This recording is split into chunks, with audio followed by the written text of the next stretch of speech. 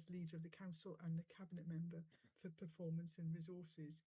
If I could just remind everyone present that the meeting is being live streamed as well as recorded via the internet, and that this recording will be archived for future viewing.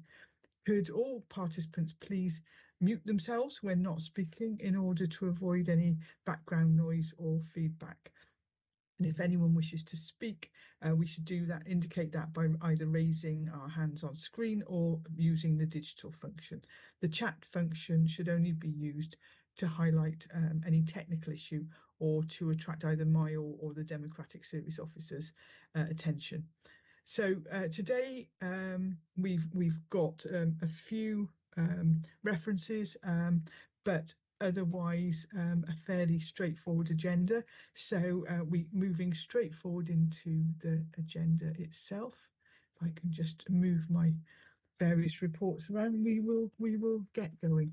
So first of all, agenda item 1 is apologies for absence, and I can see everyone's smiling faces on the screen, so we're all here today. That's great, no apologies.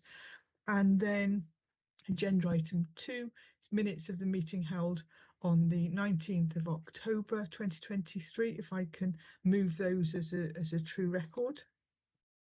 And I'll second those, Leader. Thank you. I think it's worth noting, because there was some discussion in the scrutiny committee recently is over to a comment or comments that I made to a previous reference. And I think it's worth noting that if you actually click on to the minutes on that, it will give you an opportunity to go back and watch the actual recording of the meeting. As we've just said, it's recorded, because obviously minutes, while they are a true reflection, a fair reflection, they are not verbatim. So if you want to know exactly what a cabinet member said, it's worthwhile going back and actually listening to the agenda item in the recording. So we've moved and seconded that, and then agenda item 3 is declarations of interest, and if there are, the nature of any interest. I haven't been notified of any interests, so everyone's staying quiet, so we don't have any declarations of interest. Then we've got 3 references today, and the first one is reference from the Healthy Living and Social Care Scrutiny Committee on the 9th of October in relation to the Sport and Play Update 2022-23. And I know that Councillor John was present at that scrutiny committee, and obviously it's your portfolio area, so if you want to take this reference. Certainly. Thank you, Leader. Karen Davis, the Principal Healthy Living Officer, presented the report to committee, detailing the work carried out by the Council Sport and Play team for the period April 22 to March 23. Karen highlighted many of the successful initiatives undertaken, including assistance to clubs, the Summer of Fun, Winter of Wellbeing, and provision of play schemes.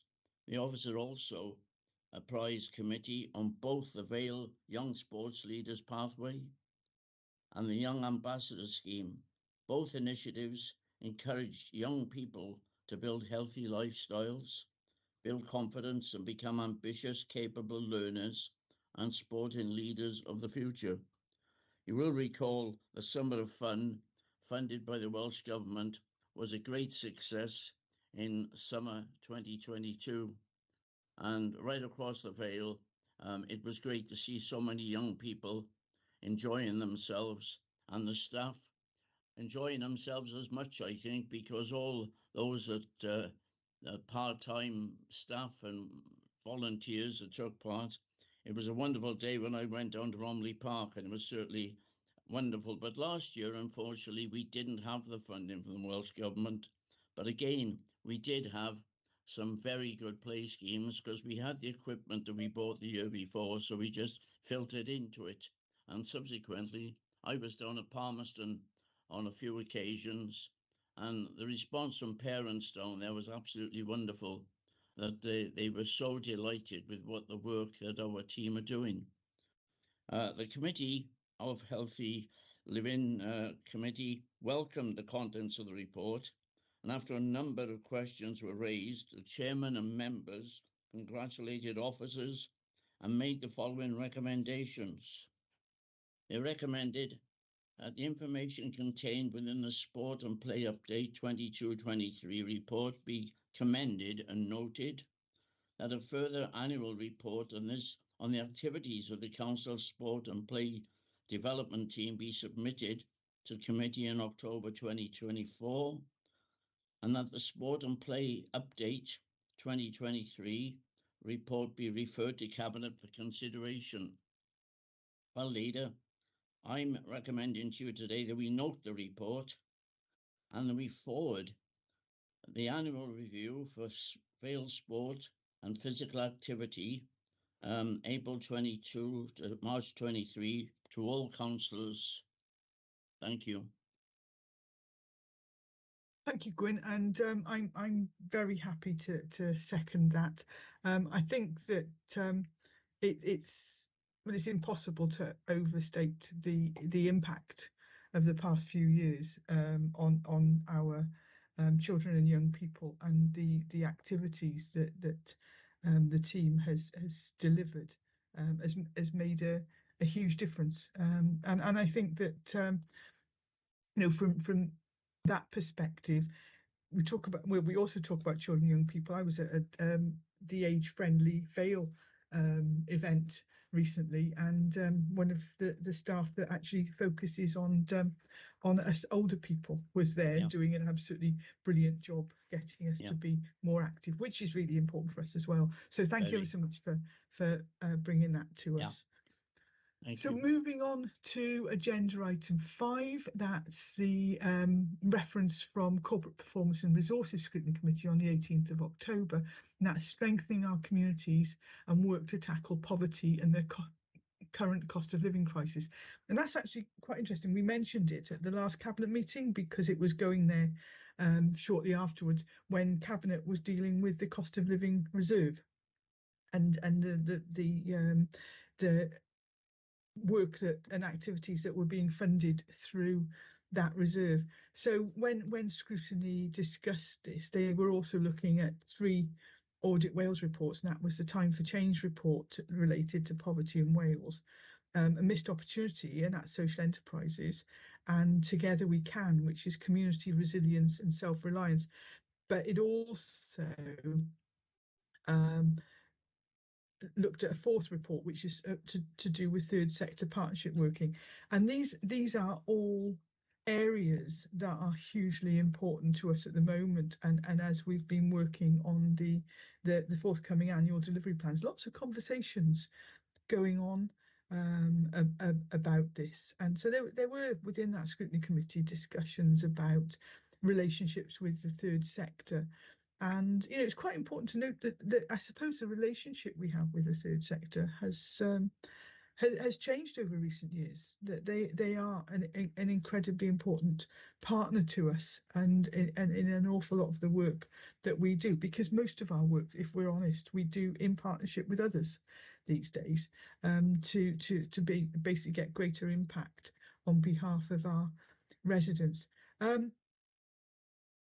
There were a couple of queries within the scrutiny about the impact of council tax increases on local on cost of living, etc. And I suppose we should say we were really pleased last year that we actually kept any council tax increase to less than half the rate of inflation, and we knew the amount of pressure that was on local residents. And so while we needed to deliver services, we knew that we had to keep it as low as we possibly could, and that meant difficult choices. So and there'll be an interesting conversation about that in the next reference as well. Looking at the community development worker that's just been taken on, met her the other day, doing a superb job, and discussion of warm spaces. And really interesting, really good to see so many of the organisations that delivered warm spaces last year have actually decided to go ahead and reopen this year, this winter, knowing that I think Barry Rugby Club is setting theirs up again, and they do some superb work there, quite apart from the rugby, but they've, you know, there's their cafe, etc., that are providing activities, etc., and obviously our own buildings and things.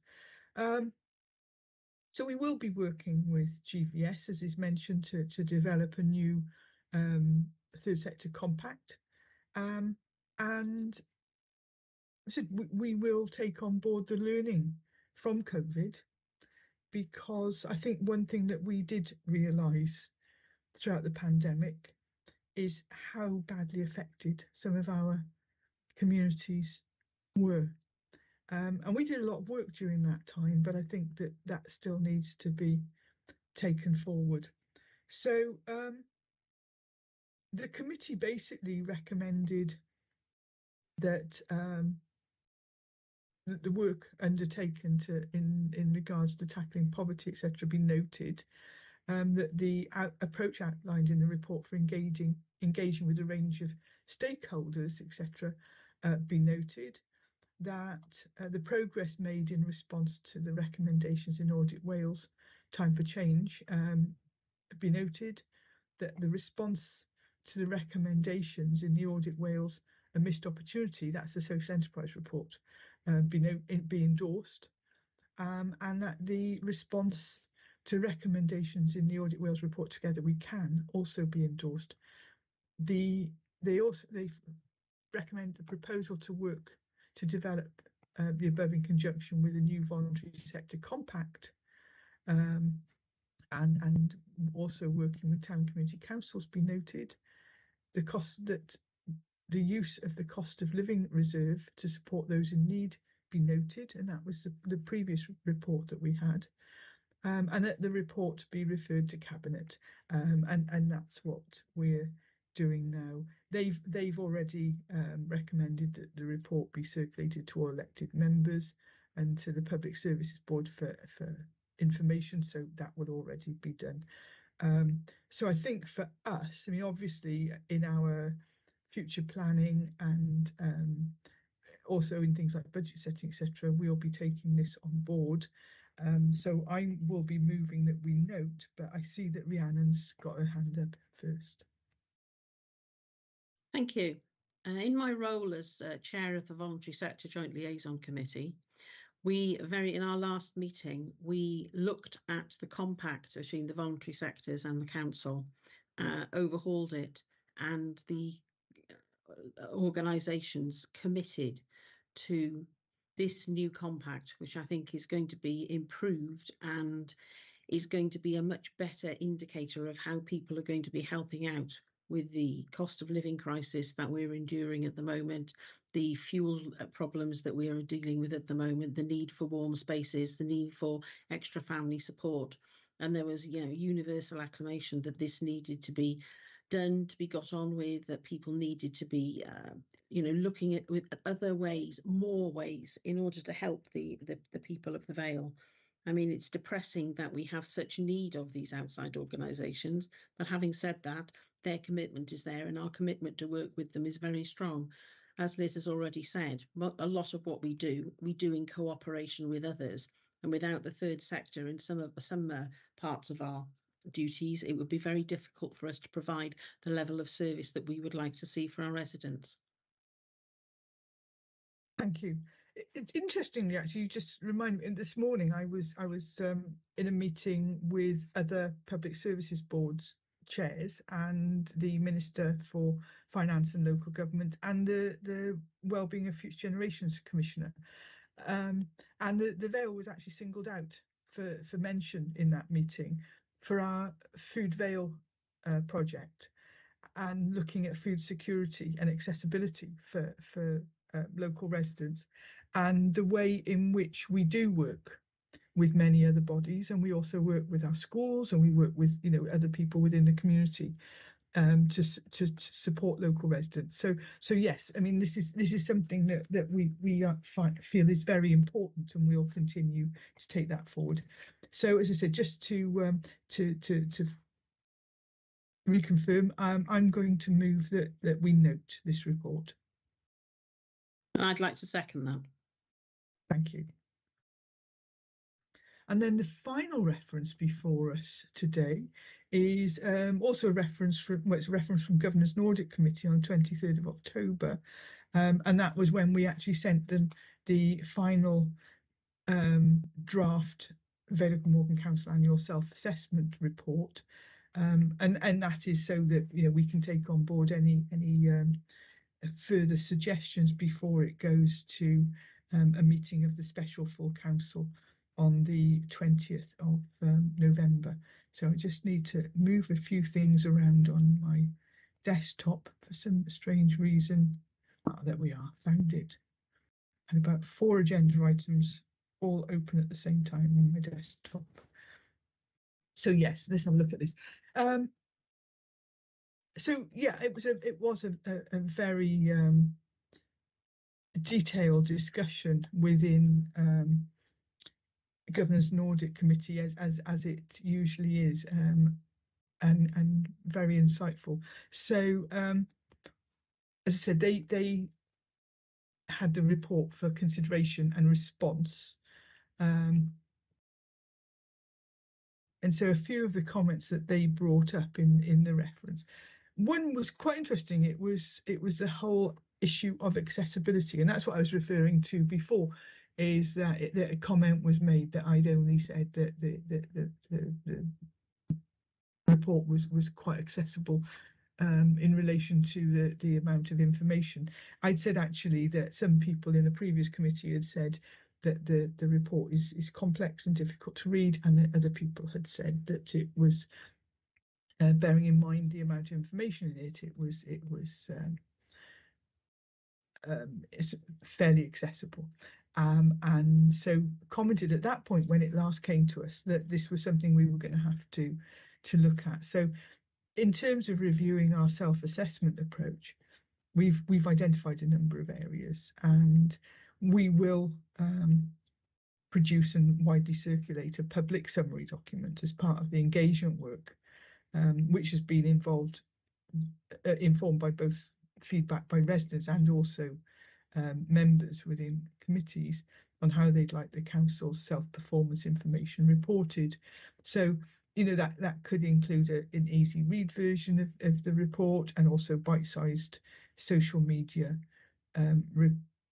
posts. A series of bite-sized social media posts have been created linked to the 2022-23 draft annual self-assessment findings, and these are being released over a number of weeks. There was discussion over whether or not Brexit should be included in the assessment, and it was, you know, on balance, it was decided that should be removed from the annual self-assessment report. There was discussion about hybrid meetings, and I think that in terms of our aspirations to be further forward by now, it had been left in there, the mention of hybrid meetings, but we've taken that specific bit out, but we've retained the sort of following quote, which says that we embed our use of the integrated hybrid meeting technology to improve participation in local democracy in line with our public participation priorities, as this remains a key area of focus. As I said, there's a lot of discussion about public engagement and communication, and I think certainly for me, but for all the Cabinet, that is a priority, because it's very difficult to communicate over things you've achieved when there isn't understanding of what was planned to be achieved in the first place. And so we actually do need to get better at communicating what was actually agreed as a result of a budget process, and I think that will be important again this year when budgets are very tight. So once we've had to choose priorities, then we will feed back on those priorities during the year, not on the things that we didn't find it possible to do. So if you look at our year in numbers section of the report, we've got information such as we spent 272.558 million on delivering public services for the period 1st of April 2022 to 31st of March 2023. And that was up nearly 18.5 million from the previous year. And with a population of 132,534, that's approximately £2,057 per person. So that's up from 1,878 in the previous year.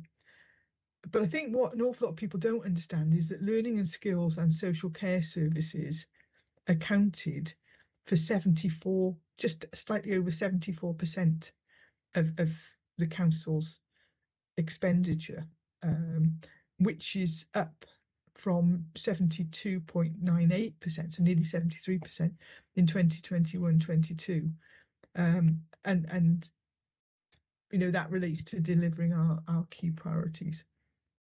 So I think work to promote to citizens of the Vale of Glamorgan the budgets available and the discretion over spending decisions that we've got to help increase awareness we'll hopefully undertake as part of the budget setting process throughout the year. And we'll also shortly be analysing the report, Let's Talk About Life in the Vale, and hopefully that will give us an opportunity to have further discussions about that. There were also discussions about agency staff, how often we use agency staff, why we use agency staff, and there were some alterations on that. So that will be addressed as part of the council's budget setting process for 2024-25, but no changes are proposed to the annual self-assessment report itself. So from our perspective, Cabinet's being asked to consider and approve the proposed changes to the final draft annual self-assessment 2022-23 in response to the Governance and Audit Committee recommendations prior to referring the annual self-assessment report to full council for the 20th of November 2023 for consideration and approval. So therefore, the recommendation for me this afternoon would be that that the report is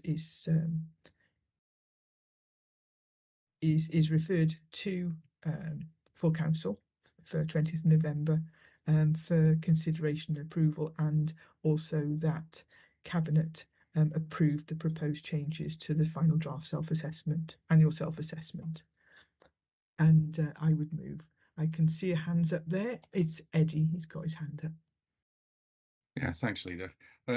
Yes, you know, Cabinet members do sort of listen into the governance and audit, and so some of the much of the discussion is very useful, and we're taking note of that. You know, it's just the odd occasion I just think, well, you know, can we clarify the detail? For example, you know, 75% of the budget is on education and social care, and there's, you know, there's almost a sense that we don't brief that, but I can assure you that when we came into this year's budget the setting, and we did the council tax last year, we did articulate those. I just think it's difficult for people to really appreciate it until we go through the year, and we can see when we're looking at our monitor and our budgets now, we're in a challenging situation, and so I know we're going to go through a budget setting process in the coming months, and it'll be interesting to see how people respond on the council's setting, you know, the council tax setting budget there, and also agency staff. I know within the social services we're using them, and we did it for valid reasons at the time, intended to be short term, and as it's turned out with the circumstances we've got with the increased demand for care and both adults and children, that we've continued to use it, but we're in the process of actually looking how we move that across, so we're not using days of staff. So we're not waiting until the end of this financial year. We're in the process of doing those things. So yeah, I just wanted to sort of outline that Cabinet are aware of those particular issues that they've raised, and we are doing what we can. And hopefully, when it comes to full council, that we'll have some constructive contributions. Thank you, Leader. Thanks, Eddie. So I'm just saying, I've moved it. Did we have a seconder on that? I'll formally second it, Leader. Thank you. Yeah, I think, Eddie, you're very right here. And I think over the coming weeks, we'll have more and more of the reports that build up towards next year's budget. And for many, it'll be, haven't we talked about this previously? But actually, we will be keep going over it.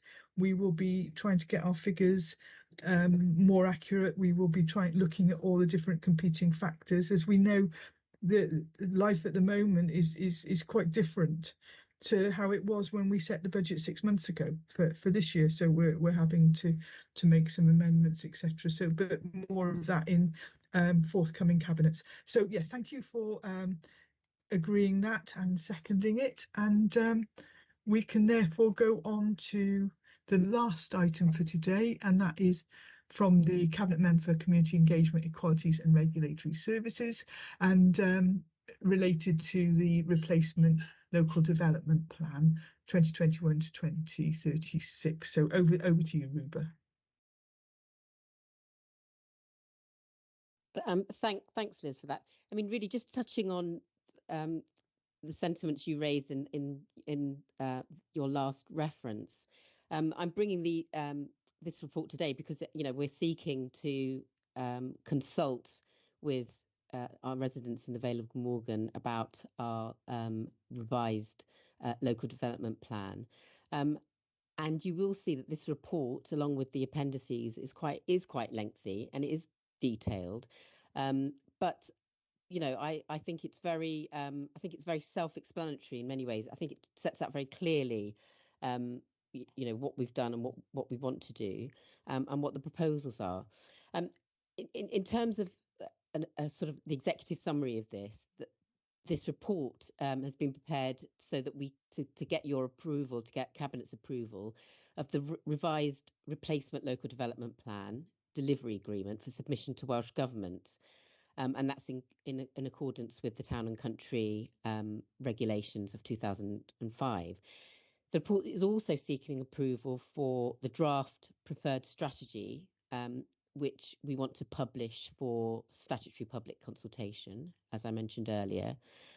The revised delivery agreement is attached at Appendix 1, and with the schedule of proposed changes from the May 2022 version, which is set out in Appendix 2.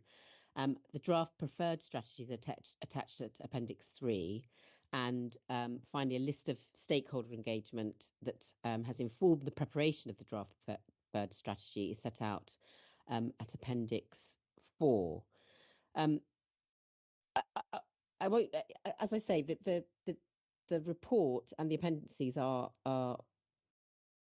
very self-explanatory. But if I just will remind Cabinet that this report is considering two documents relating to the Replacement Local Development Plan for 2021 to 2036. The first is the revised delivery agreement. And you'll see that the report sets out that there's been some slippage in this, and I think it's just that we were optimistic of when we would be able to deliver this. So we're coming back to Cabinet because we're just revising that timetable, which is only by a few months. So the revised the Replacement Local Development Plan is required to be prepared in accordance with a delivery agreement, which sets out who will be involved in the plan preparation process and the timetable for doing so. The original delivery agreement for the RLDP was endorsed by full council, if you'll remember, in April 2022, and was then approved by Welsh Government in May 2022. And we've made a lot of progress since then in the preparation of the RLDP. But due to the requirements for detailed evidence to support the preferred strategy, including site-specific information to support the identification of key sites, as I've explained, that the original timetable has slipped. So that's why we're coming back to Cabinet today, and this will then go to the Special Full Council on the 20th of November. The second document, which is part of this report, details the preferred strategy. And this strategy has been developed through engagement with stakeholders, including elected members, town and community councils. The preferred strategy includes a vision and a number of objectives for the RLDP, and in addition to a number of spatial options which have been identified and which identify how new development can be distributed. There are also a range of growth options in this, which, for new housing and jobs. And so for example, in terms of housing, we've categorized that as low, medium and high growth, and that ranges between, say, 150 dwellings to 700 dwellings a year. And the key sites, the 5 new key sites have been identified in the preferred strategy at North East Barry, Dinas Power, St Athan and Roos. And these are all places that meet the strategy as they're areas where housing and employment can be aligned and are in close proximity to existing or potential stations on the Vale of Glamorgan rail line. And it's really important, Chair, that we do look at this in the round. This is about our growth within the All Wales strategy and vision. So, and that's what this our preferred strategy is pulling together, and I think pulls together very well. And the public consultation, which will hopefully happen after the 20th of November when we have full council, will run from the 6th of December this year to the 31st of January in 2024, and it will be the first opportunity for the public to comment on the content of the preferred strategy, including the key sites. But of course, it won't be the last time, because obviously when we get to the final plan stage, we will and our final plan, we will be asking for comments on that as we go forward, looking to 2025. So I have a number of recommendations, which I would ask Cabinet to agree today. Sorry, bear with me. There are 5 in all. The first is that the contents of the report and the implications for the replacement local development plan timetable are noted. Second, that the Cabinet refers this report to the Environment and Regeneration Scrutiny Committee for its consideration. Should the committee raise no further matters for Cabinet consideration, the report will be approved for referral to a special meeting of the full council on the 20th of November this year. And that will be for, firstly, the approval of the replacement local development plan revised delivery agreement and its submission to the Welsh Government for their formal approval. And secondly, the approval of the replacement local development plan preferred strategy for public consultation, which is obviously very important but for us and for this strategy. The third recommendation is that following Welsh Government approval of the revised delivery agreement, copies are made available for inspection at the Council's principal office during normal office hours and also published on the Council's website. The fourth recommendation is that those individuals and organisations who were previously consulted on the drafting of the approved delivery agreement are advised of the revisions detailed within this report. And lastly, that delegated authority be granted to the Director of Place and or the Head of Sustainable Development to make any further typographical or other minor amendments to the revised delivery agreement as required by Welsh Government and to the draft preferred strategy. I so move, Chair. That was quite a lot there. It is, but planning reports tend to be quite long because it's actually a legal process, isn't it? So no, I mean we have to get it right. I'm delighted to second that, Ruba, so thank you for bringing that to us today. Is everybody else in agreement? Yeah, everyone's in agreement. Super. So after it goes to full council later in November, we can it will go out to consultation, won't it? So that'll be good. We'll be I think most of us will be out and about at consultation events, wanting to hear people's views on that. So that's all we have today. I don't have any urgent items, and I don't have any part 2 items, whether not urgent or urgent. So I'll draw the meeting to a close, and thank you all for your attendance. But if we could all just stay here while we wait for the live stream to be switched off, to make sure there are no hiccups. If you could let us know, Amy, when that's complete.